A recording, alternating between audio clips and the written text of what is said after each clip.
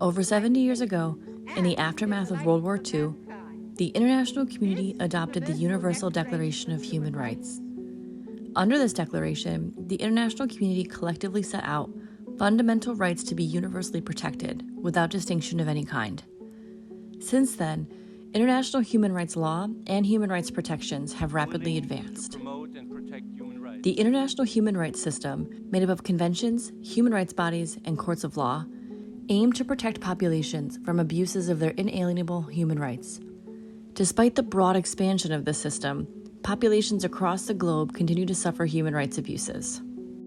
Violations of civil and political rights, as well as violations of economic, social, and cultural rights, often target minority and other already vulnerable populations, such as women and children, the LGBTQIA+ community, and refugees, leaving them increasingly at risk of violence, persecution, and other abuses.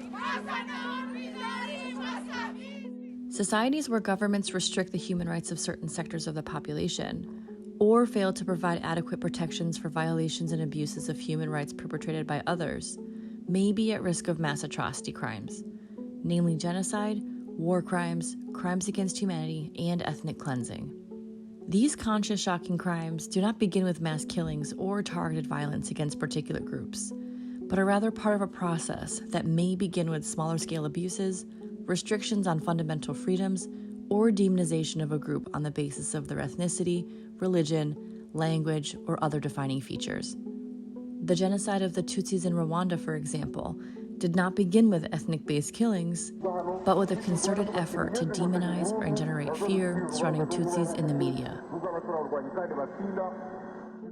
Human rights violations and abuses do not just serve as effective early warning signs for these crimes, but can, in and of themselves, amount to atrocities.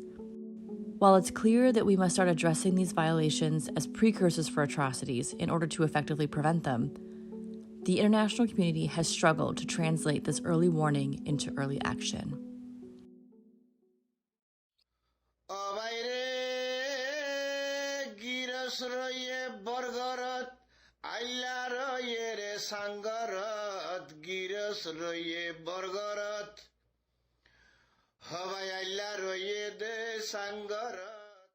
On the 25th of August 2017, the Myanmar military, also known as the Tatmadaw, initiated so-called clearance operations against the Muslim minority Rohingya population, brutally killing thousands of people and forcing 745,000, the majority of the Rohingya population, to flee to neighboring Bangladesh. A UN fact-finding mission on Myanmar found that these attacks amount to crimes against humanity and war crimes in Rakhine State, as well as genocide against the Rohingya.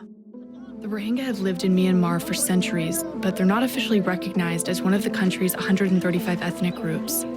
The government denies them citizenship and claims they're illegal immigrants that have crossed over from Bangladesh, making them essentially a stateless people.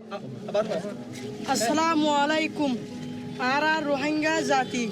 Ara hokkan. Ara dunyatun sai. The Myanmar government has further restricted the Rohingyas' participation in society through so-called protection of race and religion laws, which were passed in 2015 and place harsh restrictions on women and non-Buddhists.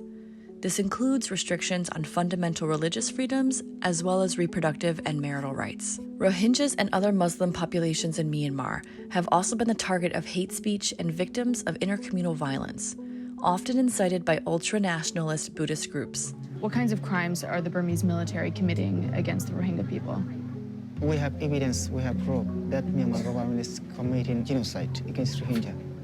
The Myanmar government and ultra-nationalist Buddhist hate Rohingya people due to nationalism-fueled racism and Islamophobia.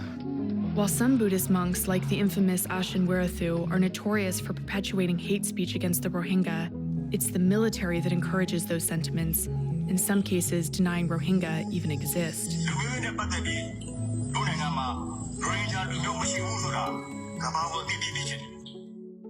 For example, clashes between Rakhine Buddhists and Rohingya Muslims in 2012 left nearly 200 people dead and 140,000 displaced. The government's refusal to end discriminatory state policies regarding the Rohingya has encouraged violations of their fundamental human rights, and reinforce the dangerous perception of them as ethnic outsiders. This blatant discrimination provides kindling for recurrent cycles of violence against the Rohingya. The 2017 genocide itself was preceded by a months-long counterinsurgency campaign in northern Rakhine State, where Rohingyas were victims of mass arrests, torture, enforced disappearance, rape and other sexual violence, and extrajudicial killings, as well as widespread destruction of Rohingya mosques and homes. The situation faced by the Rohingya in Myanmar is a clear example of how targeted government policies and human rights abuses against a minority group provide a clear pathway for mass atrocities.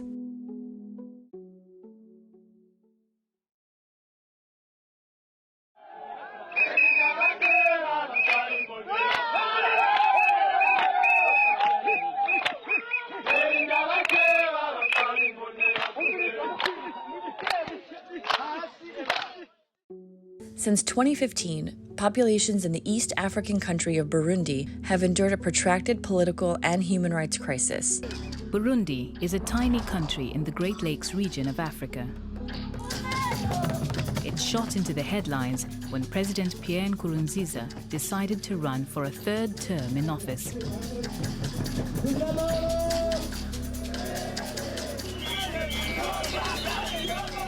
People took to the streets, claiming he was violating the constitution.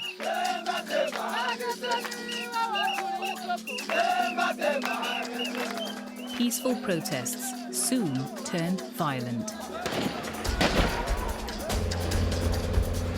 Hundreds were killed.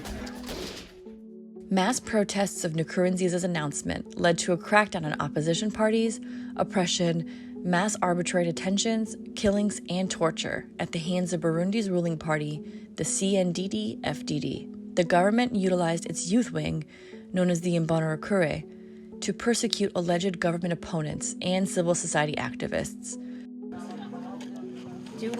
All my family had already fled. They live near here now. My problems really began last night, but we were threatened for a long time. They said that those who had family who had already left the country had no reason to stay in Burundi. They told us to leave. The men who threatened them are the Imbonerakure. It's a Kirundi word which means those who see far. The Imbonerakure form the youth league of the ruling party, which is dominated by former Hutu rebels. The UN says the Imbonerakure are a dangerous militia.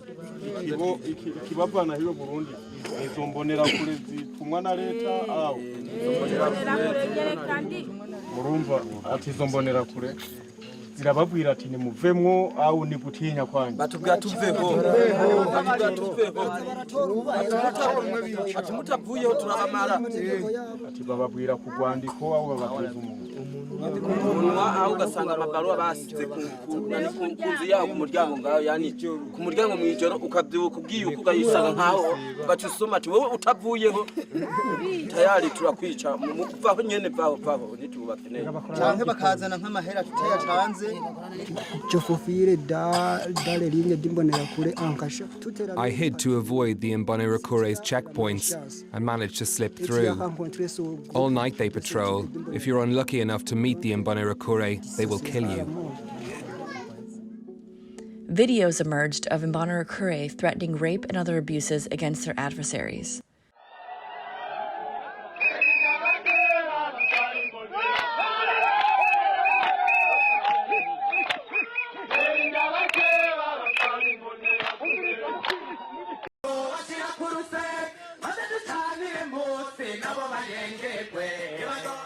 A UN Human Rights Council mandated Commission of Inquiry found that ongoing abuses may amount to crimes against humanity, including extrajudicial killings, summary executions, disappearances, sexual violence, arbitrary detention, and torture.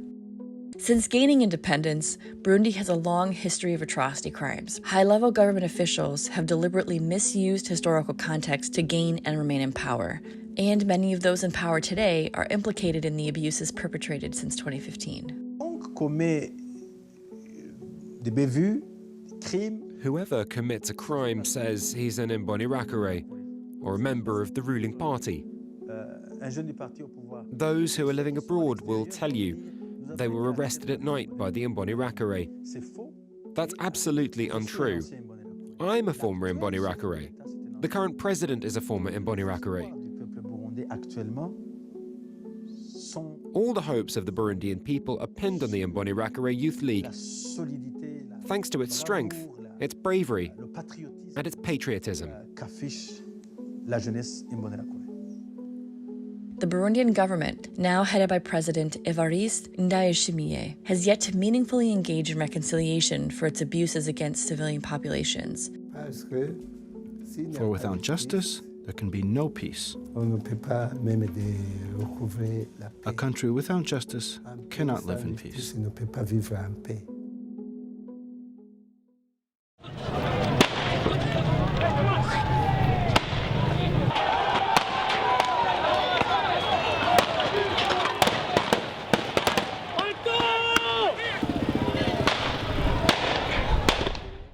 Since 2014, Venezuelans have carried out widespread protests due to inflation, lack of basic goods and services, and corruption. Security and intelligence forces have responded through a countrywide campaign to silence dissent and combat crime.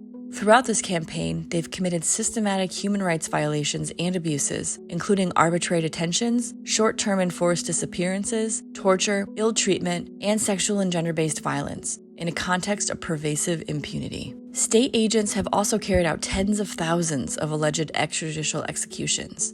According to Lupa por la Vida, over 1,400 extrajudicial killings were carried out in 2021 alone. Araceli Sanchez keeps track of the killings. Despite the death threats, she says she won't give up. We have to denounce it. We have to document it. We know we are not in a time of justice, but it has to be done, because if we stay quiet, we allow the same thing that happened to us to happen to others. She wants justice for her son, Dal Wilson, a promising student shot in the back by suspected state actors in 2013, and for the thousands of men killed in extrajudicial violence in Venezuela. It's a massacre, an extermination of young Venezuelans. Human rights groups say the crackdown on Venezuela's young men is getting worse, with frequent raids into the barrios surrounding Caracas.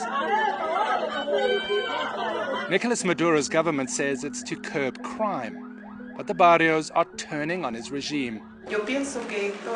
I think that this is terrorism that they inflict on the people of the barrios, so that the people do not come out and protest. It was horrible. They had no compassion for our little girl. Nothing. They just took him as they struck him. They put him on the van, and they hit him, and they hit him, and they hit him. Yaledi says her engineering husband Ronnie was grabbed in March from their home by men in black uniforms. She searched for him for weeks. She doesn't know why they took him, doesn't know what to tell her 3 children. The state hasn't commented on Ronnie's case. He was found next to a pile of trash, both hands missing and badly burnt. Just as my children ended up without a father, there are a lot of kids who could as well, if we continue this way. In addition to persecuting and jailing political opponents, the government has also harassed, criminalized, and persecuted civil society, independent media, and human rights activists reporting on ongoing violations. A UN Human Rights Council mandated fact-finding mission on Venezuela warned that patterns of violence and abuses since 2014 were authorized at the highest level of government and committed as part of a widespread and systematic attack against the civilian population that may amount to crimes against humanity. Long before law enforcement officials brutally cracked down on the 2014 protests, Venezuelan authorities gradually eroded civic and democratic space, amidst endemic corruption and a lack of judicial independence. These measures have consolidated a culture of impunity and shielded those in power, paving a way for a carte blanche for state agents. Systematic human rights violations and abuses continue in Venezuela with no prospects for justice or accountability. The effective prevention of atrocity crimes has the potential to avoid significant loss of life, as well as physical and psychological damage and trauma. Ensuring all human rights abuses are viewed through an atrocity prevention lens can help to better identify patterns of abuse that may devolve into mass atrocity crimes.